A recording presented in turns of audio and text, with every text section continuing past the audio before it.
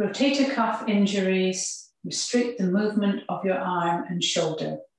There are 4 rotator cuff muscles: supraspinatus, infraspinatus, teres minor, and subscapularis. They all attach into your shoulder blade or scapula, and they help to move this, and that helps with the movement of your shoulder.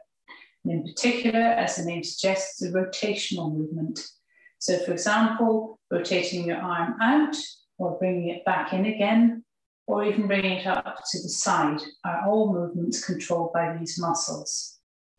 Injuries can happen as a result of work. So for example, people like painters and decorators, or certain sports, for example, like tennis, where you have your arm above the head a lot.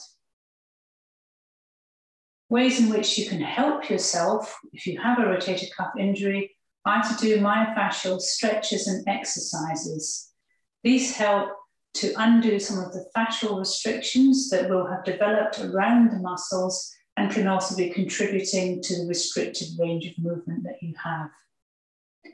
By doing these exercises regularly, you can help to release the restrictions, reduce your pain, and increase your range of movement.